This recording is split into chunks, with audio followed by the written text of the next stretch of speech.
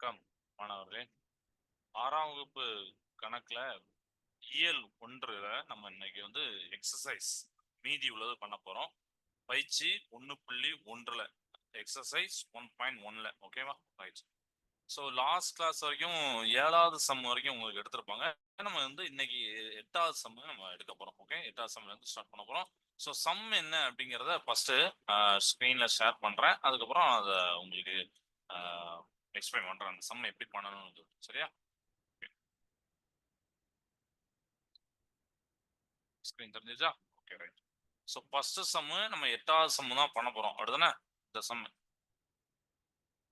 பகு எண்கள் ஒவ்வொன்றும் குறைந்தது 3 காரணிகளை பெற்று இருக்கும் என்பதை ஒரு எடுத்துக்காட்டுடன் மெய்ப்பிக்க. இந்த சம் பார்த்து வச்சுக்கோங்க. பகு எண்கள் காம்போசிட் நம்பர்ஸ் அப்படின்னு சொல்லுவோம்ல, ஒவ்வொன்றும் குறைந்தது 3 காரணிகள், மினிமம் 3 ஃபேக்டர்ஸ் இருக்குமா, அதை நம்ம சொல்லணும். ஆமா, இப்படிதான் இருக்கு அப்படிங்கறத நம்ம சொல்லணும். சரி, இது ஒரு கொஸ்டினா கேட்கறாங்க. Okay, right.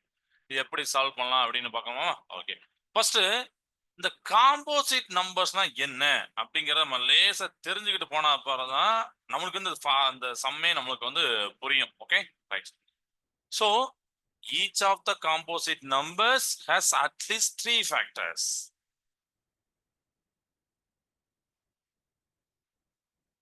காம்போசிட் நம்பர்ஸ் இருக்கு. அடுத்தன தமிழ்ல பாத்தீங்கன்னா பகு எண்கள் 3 காரணிகள் இருக்கு அப்படின்னு சொல்றாங்க.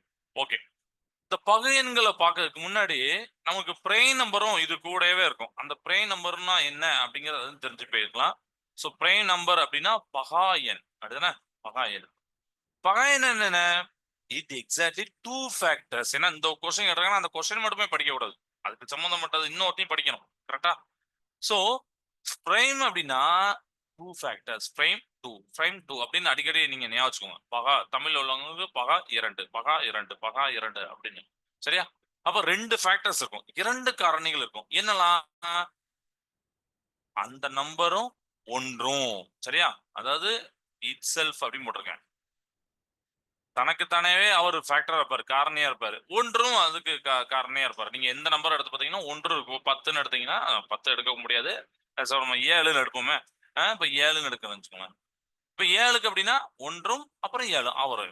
அப்படிதானே? இதுதான் பகா எண்ணு, பிரைம் நம்பர்ஸ். அப்ப பகு என்ன பகு என்னன்னா இந்த 2 ஃபேக்டர்ஸ்க்கா, இந்த 2 ஃபேக்டர், அதாவது 2 ஃபேக்டரோட அதிகமா இருக்கிறது, 2க்கும் மேற்பட்ட காரணிகளை பெற்றுள்ளது.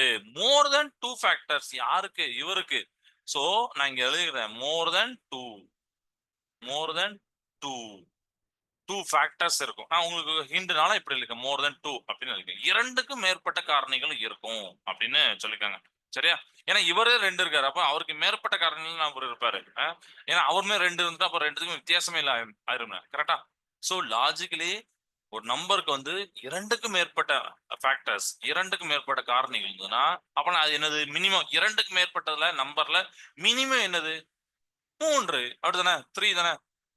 2க்கு மேற்பட்ட நம்பரா இருக்கணும், மினிமம் நம்பரா இருக்கணும். ஏன்னா 2க்கு மேற்பட்டது நீங்க உலகத்துல எல்லா நம்பரையும் சொல்லலாம். அப்படின்னா 3ல இருந்து ஏதோ பில்லியன் ட்ரில்லியன் எதுனா சொல்லலாம். பட் மினிமம் என்ன நம்பர்? 3. அப்போ காம்போசிட் நம்பருக்கு 3 இருக்கும். சரியா? மிகச்சிறிய நம்பர் பாத்தீங்கன்னா 3 இருக்கும். அதனால நம்ம காம்போசிட் நம்பருக்கு 3 இது இருக்கும். சரி, இதுக்கு ஒரு எக்ஸாம்பிள் பார்க்கலாம். உதாரணத்துக்கு என்ன, நான் இப்ப ஒரு தியரி தான் சொல்லியிருக்கேன். எக்ஸாம்பிள் பார்க்காம நமக்கு கன்ஃபியூஷன் ஆயிடும். உதாரணத்துக்கு ஒரு 4ன்னு எடுப்புமே. இந்த 4ங்கிற நம்பர் தான் நம்ம பாக்குறோம். இப்ப நம்ம இதுல ஒரு அவங்க ஸ்டேட்மெண்ட்டை கொடுத்து இது கரெக்டான மெய்ப்பிக்க சொல்லிருக்காங்க. அதனால நீங்க 4 தான் எடுக்கணுமானா சார்? இல்ல, நீங்க எந்த நம்பரும் எடுக்கலாம். நம்ம ஒரு உதாரணத்துக்கு 4ன்னு எடுக்கிறோம். சரியா? இதோட ஃபேக்டர்ஸ் நம்ம பார்ப்போம். இப்ப இதோட ஃபேக்டர்ஸ் 1, 4. ஃபர்ஸ்ட் அதை போட்டுறீங்க. அடுத்தன ஏன்னா ஒன்றும் உண்டு, 4 தனக்கு தானே இட் செல்ஃப் உண்டு. இந்த 4க்கு இன்னொருத்தரும் 2. எஸ். அடுத்தன அடுத்தன அப்போ இவர்ல எத்தனை பேர் இருக்காங்க பாருங்க? 3 ஃபேக்டர்ஸ் இருக்காங்க பாருங்க. ரைட்டா? 3 காரணம் இருக்கு. இதுதான் அந்த statement. So this proves a statement. அந்த ஸ்டேட்மெண்ட்டுக்கு நம்ம கரெக்டா ப்ரூவ் பண்ணியாச்சு. இதுதான் ஃபர்ஸ்ட் சம். ஓகே, இது கிளியரா இருக்கும் நான் நம்புறேன். ஓகே, இப்ப நம்ம 2வது சம் போலாமா? அதாவது 9வது சம். இப்ப நம்ம 8வது சம் பார்த்தோம். 9வது சம் பார்க்க போறோம். 9வது சம் ரொம்ப ரொம்ப easy.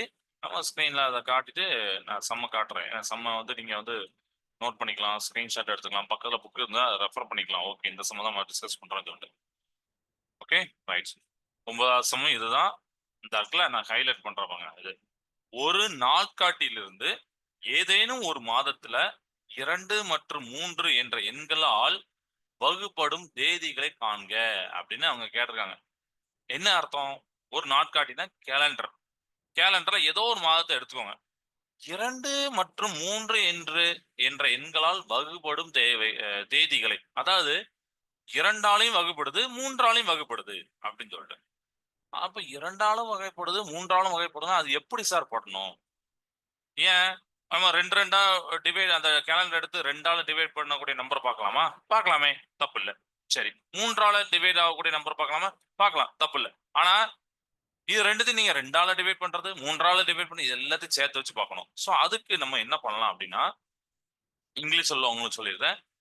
Find the dates of month in a calendar which are divisible by 2 and 3. சரியா? ஓகே. அப்ப 2 மற்றும் 3ஆல் வகுப்பட வேண்டும் அப்படின்னா இந்த 2 நம்பருடைய காமன் மல்டிபிள் பொது மடங்கு அதாலே அது வகுப்பட வேண்டும். இது நம்ம ரூல்ஸ்லயே பார்த்திருக்கோம். அப்படிதானே? ரூல்ஸ்ல பார்த்த ஞாபகம் இருக்குன்னு நினைக்கிறேன் எல்லா ஸ்டூடெண்ட்ஸுக்கும். 2ஆல ஒரு நம்பர் டிவைட் ஆகுது, 3ஆல ஒரு நம்பர் டிவைட் ஆகுதுன்னா அப்ப அது கண்டிப்பா அதோட காமன் மல்டிபிளும் டிவைட் ஆகணுமே. அப்படிதானே? அப்போ பொது மடங்காலும் வகுப்பட வேண்டும். காமன் மல்டிபிளாவும் டிவைட் ஆக வேண்டும். இதான் நம்ம டிவிசிபிலிட்டி ரூல்ல படிச்சிருப்போம். மல்டிபிள் நீங்க சப்போஸ் மறந்துன்னா கொஞ்சம் ரீகால் பண்ணி பாத்துக்கோங்க. Okay right. சோ 2 மற்றும் 3 இந்த 2 நம்பராலையும் இருக்கக்கூடிய வகுப்பட அதாவது பொது மடங்கு அப்படி சொல்றாங்கல்ல காமன் மல்டிபிள் அதுல ஸ்மாலஸ்ட் காமன் மல்டிபிள் அதாவது எல்சிஎம் அப்படின்னு சொல்லக்கூடிய மீச்சிம அப்படின்னு சொல்லணும்னா அதுதான் பாத்தீங்கன்னா 6. ஏன்னா 2 3 நீங்க மல்டி பண்ணா போதும். சரி இதுதான் ஸ்மாலஸ்ட் காமன் மல்டிபிள் மிகச்சிறிய ஒரு பொது மடங்கு அடுத்தானே. அப்ப அது 6. அப்ப நம்ம 6ஆல இப்ப நம்ம 6 நம்ம அந்த 6ஆம் நம்பர் மட்டும் எடுத்துக்கோம். we are looking for the multiples of r. அதாவது 6ஓடைய மடங்குகளை கேலண்டர்ல பார்க்க போறோம். கேலண்டர்ல ஒரு மாதம் முடிஞ்சோம்னா நம்ம திடீர்னு பிப்ரவரி மாசம் எடுக்க வேண்டாம். 30 நாட்கள் கொண்டதை எடுக்க வேண்டாம். சும்மா நம்ம ஜென்ரலா 1 to 31 இந்த மாதத்தை இந்த மாதிரி டேட் இருக்கக்கூடிய கேலண்டர் நம்ம எடுத்துக்கிட்டோம். சரியா? இதுல 6ஓடைய மடங்குகள் ஏன்னா 2ஆலையும் 3ஆலையும் அது விட வகுப்படும்.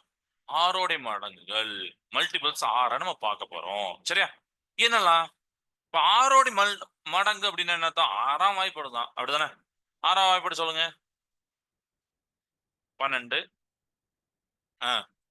மூவி 2 6 அப்படின்லாம் நீங்க சொன்னீங்கல்ல. சரி. 1 6 2 2 12 3 18 4 24 5 30 அப்படின்னு சொல்லுவீங்க. ரைட்டா? இத நான் அப்படியே எழுதுறேன். இதுக்கு மேல தேவையில்லை. ஏன்னா 31ஆம் தேதிக்கு முன்னாடி வரைக்கும் தான் பார்க்கணும். அதனால நம்ம 30 வரைக்கும் தான் ஸ்டாப் பண்ண போறோம். இதுக்கப்புறம் திருப்பி நீங்க அதை போட்டு டைம் வேஸ்ட் பண்ண வேண்டாம். ஓகே. சோ இந்த டேட்டை நம்ம நோட் பண்ண போறோம். இந்த டேட்டை நோட் பண்ணீங்கன்னா உங்களுக்கு என்ன தெரியும்? இதுல நல்லா பாருங்க. 6 6ஆல டிவைட் பண்ணும். 12 எல்லாமே டிவைட் ஆகும். 2ஆலையும் டிவைட் பண்ணும். 3ஆல டிவைட் பண்ணும். நீங்க 6 3ஆல டிவைட் பண்ணலாமா? ஆமா. 3ஆல டிவைட் பண்ணா 2 வரும். 12ஆல 3ஆல டிவைட் பண்ணா 4 வரும். 18 3ஆல டிவைட் 6 வரும். சோ 2ஆலையும் டிவைட் பண்ணும். 6ஆல டிவைட் 3ஆல டிவைட் ஆகும். அதனால 6ஆல டிவைட் ஆகக்கூடிய இந்த நம்பர்ஸ் இதுதான் இந்த கேலண்டர்ல உள்ள நம்பர்ஸ். அப்ப 2 மற்றும் 3ஆல வகுப்படக்கூடிய எண்கள் இதுதான். பாத்தீங்கன்னா ரொம்ப ஈஸி ஆயிடுச்சா? இதை நீங்க 2ஆல டிவைட் பண்ணக்கூடியது 3ஆல டிவைட் பண்ணு தனித்தனியா எடுத்து பாக்குறத விட இது டக்குன்னு ஈஸி. எல்சிஎம் பாக்குறீங்க 6 வருது. ஓகே இது மாதிரி வேற நம்பர் கொடுத்தாங்கன்னா அதுக்கேற்ற நீங்க ரெடி ஆயிக்கணும். ஓகே கிளியர் ஆயிட்டா? ரைட் பா.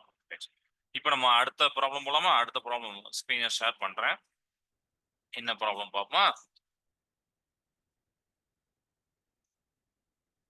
இது ஒரு ஒரு இன்ட்ரெஸ்டிங்கான வேற மாதிரி ஒரு ஃபார்முலா இருக்கும். எப்படி ஒரு சம் எப்படின்னா நான் அவங்க வந்து ஒரு நம்பர் ஒருத்தர் வந்து பேசுற மாதிரியே சொல்லியிருக்காங்க. நான் ஒரு ஈரிலக்க பகா எண். எனது இலக்கங்களின் கூடுதல் 10. மேலும் நான் 57 என்ற எண்ணுடைய ஒரு காரணி ஆவேன் எனில் நான் யார்? இந்த சம்மே பாத்தீங்கன்னா என்னமோ நமக்கு புரியாத மாதிரியே இருக்கும். அப்படியா? புரியாத மாதிரி இருக்குமா? இல்லையே. அப்படிதானே? நான் ஒரு ஈர் இலக்க பகா எண். ஈர் இலக்க ஈர் இலக்க 2 டிஜிட்ஸ். அப்படிதானே? பகா எண். பிரை நம்பர். ஏன்னா இலக்கங்களில் கூடுதல். அப்ப 2 டிஜிட் அவங்களுடைய கூடுதல் 10ன்னு வந்துட்டு. ஓகே. ஓ சரி எனக்கு அது புரிஞ்சது. ஓகே. மேலும் நான் 57 என்ற எண்ணுடைய ஒரு காரணி. 57ங்கிற நம்பருடைய ஒரு ஃபேக்டர். அப்படின்னா நான் யாரு? அப்படின்னு இந்த 10வது சம்ல கேட்டிருக்காங்க. இதுல என்னெல்லாம் கொடுத்திருக்காங்க? இந்த 10வது சம்ல நீங்க என்னெல்லாம் கொடுத்திருக்காங்கன்னு நினைக்கிறீங்க? யோசிச்சு பாருங்க. நான் சொல்றதுக்கு முன்னாடி நீங்களே யோசிச்சு பாருங்க. என்னெல்லாம் ஹிண்ட் அப்படின்னு சொல்றது. ஓகே. 2 டிஜிட்ஸ். எஸ். ஈரிலக்க பகா எண். Prime number. இத கொடுத்திருக்காங்க. Very good. Sum of the digit வந்து 10ன்னு கொடுத்திருக்காங்க. அப்படிதானே? ஓகே. அப்புறம் ஃபேக்டர்ஸ் வந்து 57 அப்படின்னு கொடுத்திருக்காங்க. அப்ப ஃபேக்டர்ஸ் 57னா அதுக்கு எப்படி போடுவீங்க? ஜஸ்ட் யோசிச்சு பாருங்க. 57 அப்படிங்கறது எப்படி போடுவீங்க ஃபேக்டர்ஸ்ங்கிறது? சரி ஓகே. ஃபர்ஸ்ட் இங்க நான் எழுதிக்கிறேன். சம் ஆஃப் டிஜிட்ஸ். இரண்டு அந்த இலக்கங்களையும் கூட்டினீங்கன்னா 10 வந்துடும். Okay. Factors of 57. I am a factor of 57 அப்படின்னு சொல்றாங்க. அப்போ 57 நீங்க இங்க போட்டுக்கோங்க. ம். ஃபேக்டர்ஸ் ஆஃப் 57ல இப்ப பாருங்க 3 into 19 அப்படின்னு போட்டிருக்கேன். சரியா? ஏன்னா ரெண்டுமே என்ன என்ன நம்பர்? நீங்க சும்மா ஏதோ ஒரு நம்பர் எடுக்க முடியாது. நம்ம வந்து பகா எண்ணை தான் எடுக்கணும் சொல்லிட்டாங்க. பிரைம் நம்பர் அப்படின்னு சொல்லிட்டாங்க. அடுத்த 2 டிஜிட் பிரைம் நம்பர் அப்படின்னு சொல்லியிருக்காங்க. இப்போ நம்ம 2 டிஜிட் பிரைம் நம்பர்ல இப்ப 3 19ன்னு எடுத்துருக்கோம். நம்ம 2 டிஜிட் 3ங்கிற 2 டிஜிட் கிடையாது. 19 தான் 2 டிஜிட். அப்படிதானே? அப்ப நம்ம கொஞ்சம் பக்கத்துல வந்துட்டோம். Okay right. அப்போ 57 ஃபேக்டர்ஸ் என்னலாம்னா மொத்தமா காரணிகள் என்னது? 1 வரும். அதுக்கப்புறம் 57 வரும். இப்ப நம்ம 19 பார்த்திருக்கோம். 3 19 இத்தனை நம்பர் வந்து யாரோட ஃபேக்டர்ஸ்? 57 நம்பரோடைய காரணிகள். 57 அப்படிங்கக்கூடிய நம்பரோடைய காரணிகள். சரியா? ஓகே. இது கண்டுபிடிச்சாச்சு. அதனாலதான் உங்களுக்கு இதை மல்டி பண்ணி காமிச்சேன். நீங்க அந்த 2 பிரைம் நம்பரை வச்சு மல்டி பண்ணி காமிச்சேன். ஓகேவா? 1 3 19 57 வந்துட்டு. ரைட். சம்ல என்ன கொடுத்துருக்காங்க? நான் 2 டிஜிட் பிரைம் நம்பர் அப்படின்னு சொல்லிட்டாங்க. 2 digit. I am A 2 digit prime number. இதுல 2 டிஜிட் இல்லாத எடுத்துலாமா? இது எடுத்துடலாம். 1 3லாம் 2 டிஜிட் கிடையாது. அதெல்லாம் ஓர் இலக்கம். ஈர் இலக்கம்னா இந்த 2 பேரும். அப்புறம் என்ன சொல்லிட்டாங்க? I am a factor of 57 சொல்லிட்டாங்க. அப்ப மேபி 57 கூட இருக்கும். ஏன்னா 57 உடைய ஃபேக்டர் 57 தான். ஆனால் அவங்க என்ன சொல்லிட்டாங்கன்னா சம் ஆஃப் த டிஜிட் 10 சொல்லிட்டாங்க. நீங்க 5 7 கூட்டி பாத்தீங்கன்னா 10 வருமா? இந்த 2 டிஜிட் கூட்டி பாருங்க. 5 7 கூட்டி பாத்தீங்கன்னா 12 வரும். எஸ். ஆனா 1 9 கூட்டி பாருங்க 10 வரும். அவ்வளவுதானே? புரியுதா? அப்ப நம்ம 19 எடுத்துக்கலாமா? இவ்வளவுதான்ப்பா. சம்மே இவ்வளவுதான். அப்போ 2 டிஜிட் நம்பரை நான் 19 எடுத்துக்கிட்டேன். ஆமா சார். நான் 1 9 கூட்ட சொன்னாங்க. 2 டிஜிட் பிரைம் நம்பரை கூட்டினா 10 வந்தது. ஆமா. ஏற்கனவே நம்ம வந்து என்ன 2 டிஜிட் பிரைம் நம்பர் தான் எடுக்கணும். சரியா? நல்லா யோசிச்சு பாத்துங்க. 2 டிஜிட் பிரைம் நம்பர் நீங்க மொத்தமா தான் பார்க்கணும். இந்த நடுவுல 9 பார்க்க கூடாது. ஓகே? ஏன்னா 9 வந்து பிரைம் நம்பர் கிடையாது. நீங்க ஏன்னா சில சில ஸ்டூடெண்ட் அதுல டவுட் வந்துடும். சார் 9 ஏன் சார் போடுறீங்க? Prime number. பிரைம் நம்பர் மொத்தமா பார்க்கக்கூடியதான் பிரைம் நம்பர். அதுல 2 டிஜிட் இருக்கலாம் தானே? அந்த 2 டிஜிட்டை கூட்டும் போது 10 வந்துச்சு. அப்போ 2 டிஜிட்டாவும் இருக்கு, கூட்டினா 10ஆவும் இருக்கு. அப்போ ஆன்சர் வந்து என்னது பாத்தீங்கன்னா 19 தான் answer. I am A 2 digit prime 19 19. கிளியரா பாருதா? கிளியரா உங்களுக்கு புரியுதா? இதுல எதுவும் டவுட் இருக்கா? புரியுதாப்பா? ரைட். ஸோ நீங்க 57 3 இன்ட்டு 19 போட்டு அதுக்கப்புறம் நம்ம வந்து நான் உங்களுக்கு படிப்படியாக சொன்னேன். அப்புறம் 1யும் 57 அதுக்கு எப்போதும் வரக்கூடாது. 3 19 நீங்க போடுறீங்க. ரைட். அப்பவும் பாத்தீங்கன்னா ரைட்டு 19 வந்துட்டு அப்படின்னு போட்டீங்க. ரைட்டா? ஓகேப்பா. ரைட். ஸோ இப்போ நம்ம வந்து நெக்ஸ்ட் ப்ராப்ளம் போகலாம். நெக்ஸ்ட் ப்ராப்ளம் ஸ்கிரீன் ஷாட் போட்டா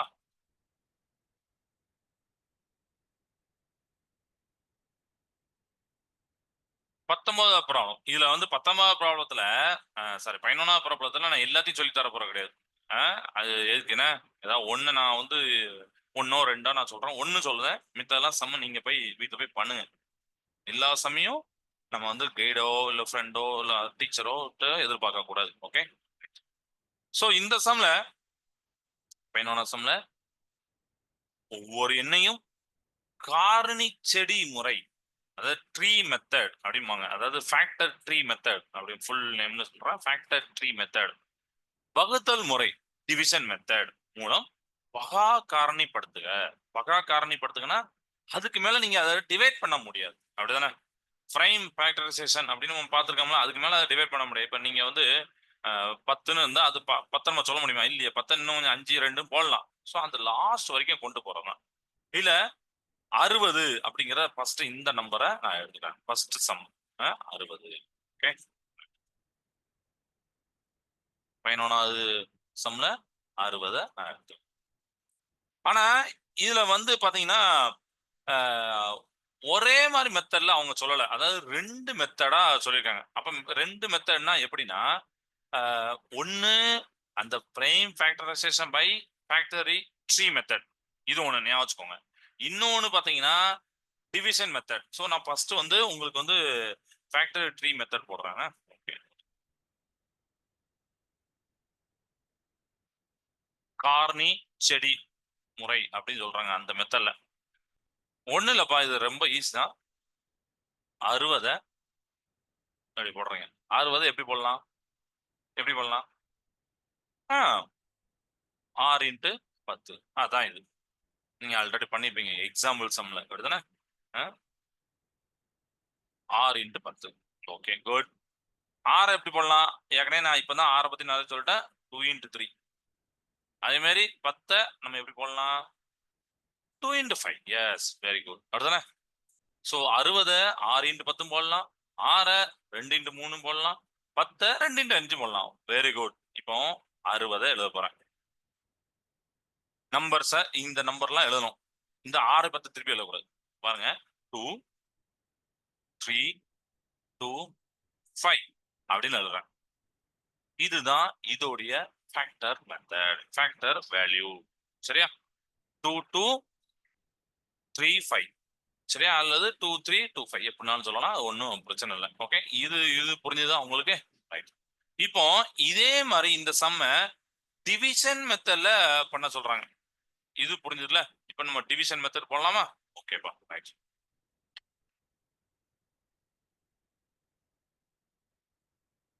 இதுல நம்ம 2 மட்டும் 2 2ன்னு வந்திருக்கு. அதனால நம்ம 2 3 5 அப்படின்னு போடுறோம். அது நான் அந்த லாஸ்ட் இதையும் சேர்த்து சொல்லிட்டு நான் சொல்றேன்.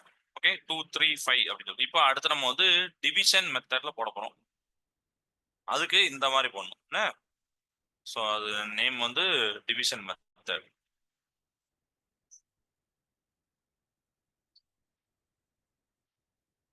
ஓகேவா? டிவிஷன் மெத்தட்ல நம்ம போட்டோம்.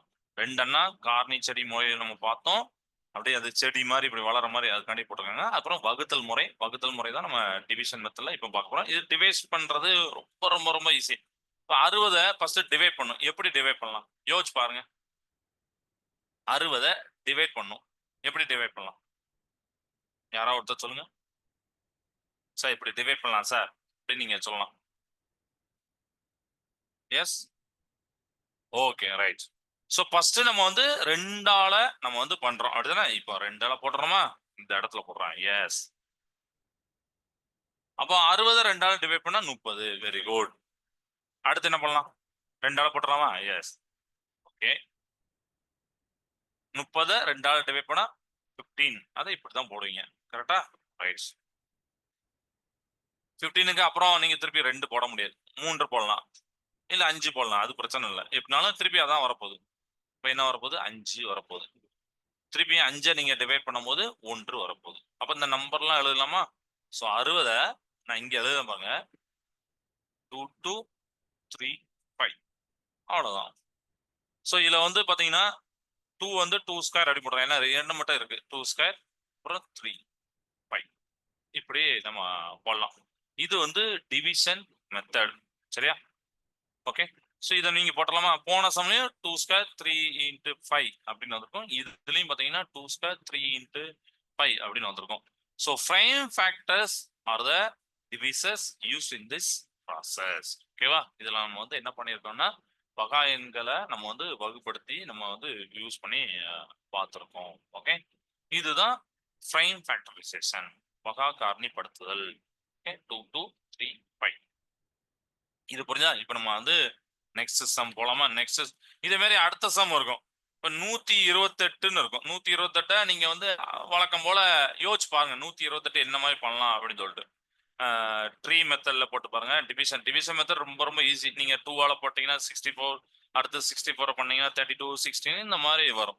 பட் ட்ரீ மெத்தட்ல நீங்க யோசிக்கணும். ட்ரீ மெத்தட்ல எப்படி யோசிக்கலாம்? 128ன்னு வந்தா எப்படி போடுவீங்க? 128 ஒரு சைடு 2, இன்னொரு சைடு 64, அவ்வளவுதான்.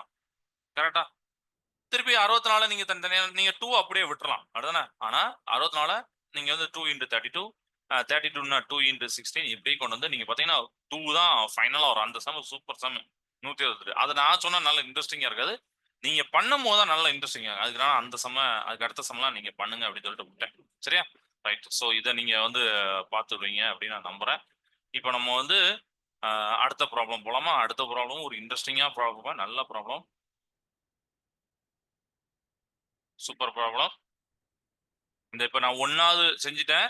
மத்ததெல்லாம் நீங்க பண்ணுங்க. நல்லா இன்ட்ரெஸ்டிங்கா இருக்கும். இந்த சம்லாம் நீங்க பண்ணீங்கன்னா ரொம்ப இன்ட்ரெஸ்டிங்கா இருக்கும். பண்ணுங்க. நீங்க பண்ணுங்க. ஓகே? ரைட். இப்போ இந்த 12வது சம் பண்ண போறேன். 12வது சம் என்னன்னா 143 கணித நூல்களை எல்லா அடுக்குகளிலும் சம எண்ணிக்கையில் அடுக்கி வைத்தால் ஒவ்வொரு அடுக்கிலும் உள்ள நூல்களின் எண்ணிக்கை மற்றும் அடுக்குகளின் எண்ணிக்கையை காண்க அப்படின்னு சொல்லிருக்காங்க. அதாவது 143 கணித நூல்கள் இருக்கு. எல்லா அடுக்குகளையும் அதை அடுக்கணும். ஆனா எல்லா அடுக்குலையும் ஒரு இடத்துல அதிகமாவும் ஒரு இடத்துல கம்மியாவும் இருக்கக்கூடாது. சம எண்ணிக்கையில அடுக்கி வைக்கணும். ஓகே.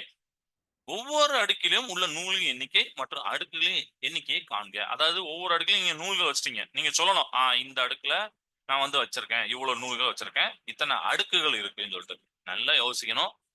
எல்லா அடுக்குகளும் சம எண்ணிக்கையில் நீங்க அடுக்கி வைக்கணும். இதுதான் அந்த சம்ம. ஓகே. இது புரியுதா? ஃபர்ஸ்ட் ஏன்னா நமக்கு வந்து சம்ம புரிஞ்சுக்கிடாம ஃபர்ஸ்டே நம்ம இங்க போயிட்டேன்னு வச்சுக்கோங்க, நமக்கு வந்து அது கன்ஃபியூஷன் ஆயிடும். Okay right. ஸோ இங்கிலீஷ்ல ஏதாவது சொல்லிடுறேன்.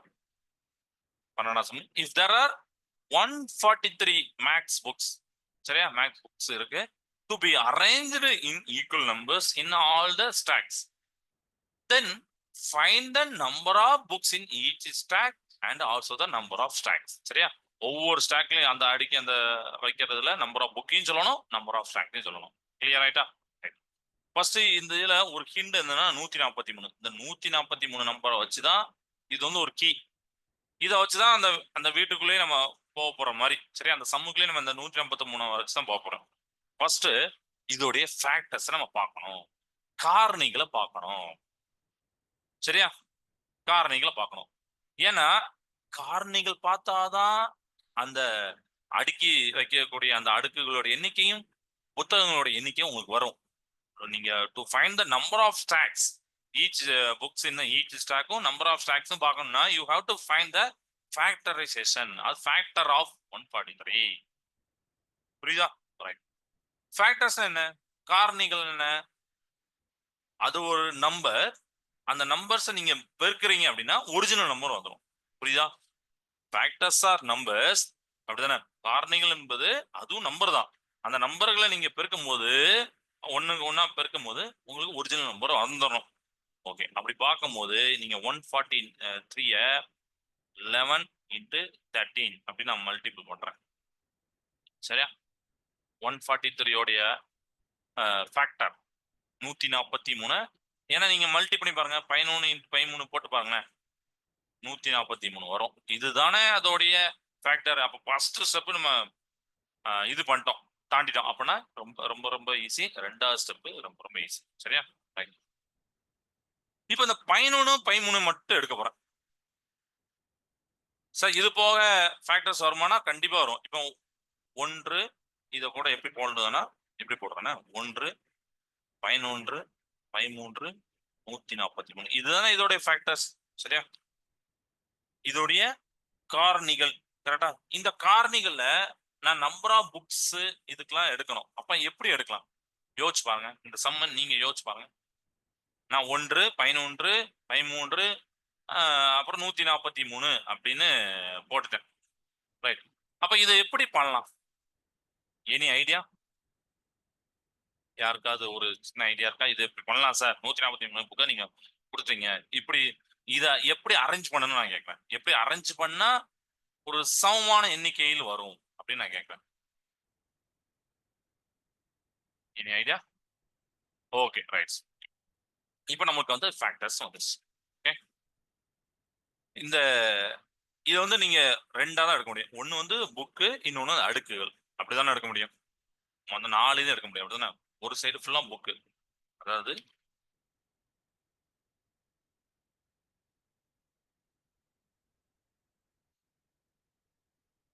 இத எழுதுறேன் 12ஆம் சம்ல. ஒரு சைடு ஃபுல்லாமே புக் இருக்கணும். அப்புறம் அந்த ஸ்டாக்ஸ் அப்படின்னு சொல்லக்கூடிய அடுக்கி வைக்கிறோம்ல, புத்தகங்களோட எண்ணிக்கையும் அடுக்குகளோட எண்ணிக்கையும் இருக்கு. Okay? ஒவ்வொரு ஸ்டாக்லயும் ஈக்குவல் நம்பர் ஆஃப் தான் இருக்கணும்.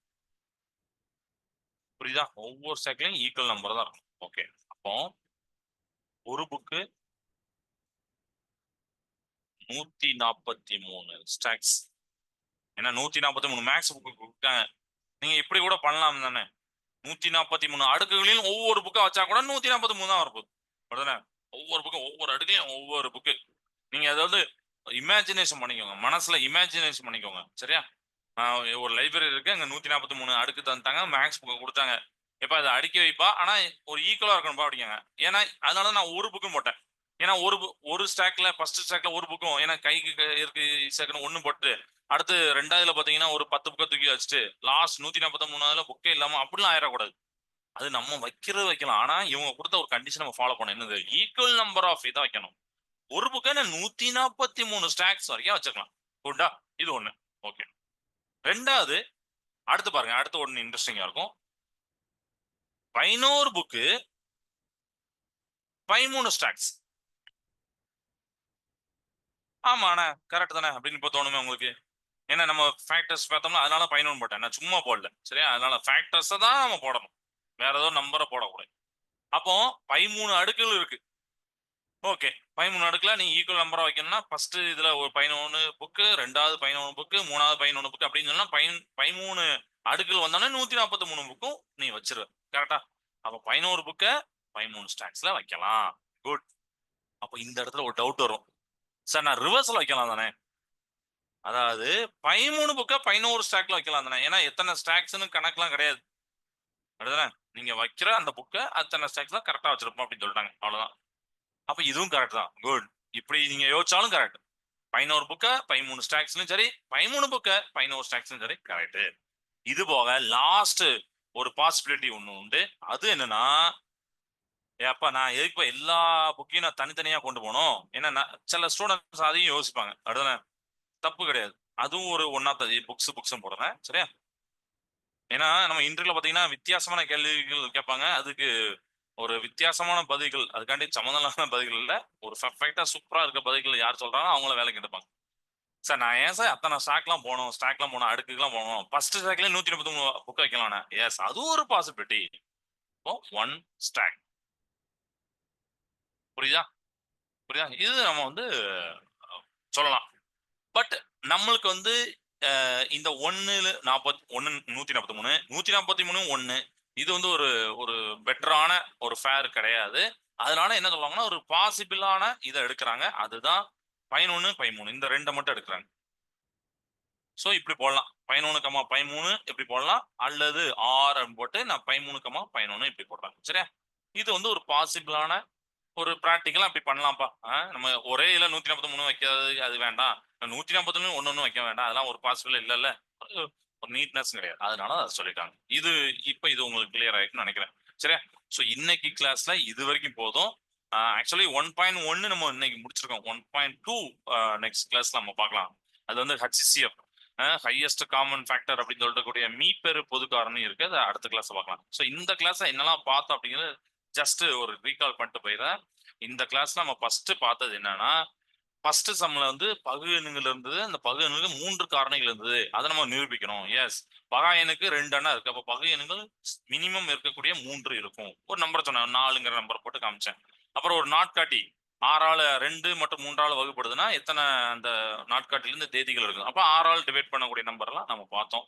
அப்புறம் ஒரு சம்மு நான் வந்து ஒரு 2 டிஜிட் ஈரிலக்கா பகா என்ன 2 டிஜிட் பிரை நம்பர் என்னுடைய கூடுதல் 10 அப்படின்னு சொல்லிட்டு ஒரு நல்ல சம் பார்த்தோம் 19 வந்ததுல அதுமாதிரி நீங்க மற்ற நம்பரையும் நீங்க வச்சுக்கோங்க. அடுத்து ட்ரீ மெத்தட் கார்னி செடி மெத்தட் டிவிஷன் மெத்தட் கார்னி செடி மெத்தட் நம்ம செடி மாதிரியே போட்டிருந்தோம் 62 2 இன்ட்டு 31 இந்த மாதிரி சம்திங் போடுறோம் ஏதோ நம்பரை போட்டுருவோம் அதை டிவிஷன் பண்றோம். டிவைஸ் பண்றதுக்கு உங்களுக்கு நான் போட்டுக்கேன் அந்த டேனா மாதிரி போட்டு காமிச்சு கண்டுபிடிச்சேன். லாஸ்ட் சம இந்த இது 143 கணித நூல்களை கொடுக்குறாங்க. எல்லா சம எண்ணிக்கைகளை அடுக்கி வைக்கணும்னு சொல்லியிருக்காங்க. ஒவ்வொரு அடுக்கில் உள்ள நூல்கள் நீங்க சொல்லணும் அடுக்குகள் எண்ணிக்கை சொல்லணும். ஸோ ஒவ்வொரு அடுக்கிலும் 19 13 புக்கு இருக்கு சார். அடுக்குகள் 11 அடுக்குகள் இருக்கு சார். இல்லைன்னா 11 புக்கு இருக்கு சார் 13 அடுக்கு இருக்கு சார். இந்த மாதிரி நீங்க வார்த்தையில சொல்லணும். ஸோ இந்த அதை ப்ராக்கெட் போட்டு இங்க காமிச்சிருக்கேன். சரியா? இதுதான் இன்னைக்கு பார்த்த சம. வேற எதுவும் டவுட் இருக்கா உங்களுக்கு? அடுத்த கிளாஸ்ல நம்ம அடுத்த இதை பார்ப்போம். சரியா? ஏதாவது டவுட் இருக்கா இன்னைக்கு நடத்துனதுல? இது நான் நடத்தின சம்ல திருப்பியும் எதுவும் ரீடா திருப்பி சொல்லித்தரேன்னா சொல்லுங்க நான் சொல்லித்தரேன். இந்த சம் எனக்கு புரியல சார் இன்னொரு தடவை சொல்லித்தாங்கன்னு கேட்டா கூட சொல்லித்தாங்க. இல்லையா? இல்லையாப்பா சரிப்பா. கிளாஸ் நேசத்தை வாழ்க பாரதம் வெல்க தமிழகம். நன்றி வணக்கம்.